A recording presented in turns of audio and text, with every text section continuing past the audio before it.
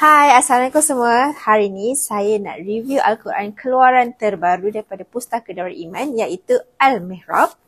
So, jom ramai-ramai follow saya nak review Al-Quran ni. Yang pertama, kita ada 5 color terbaru iaitu biru, purple, hijau, merah dan hitam. Features pertama kita adalah Al-Quran Pelangi.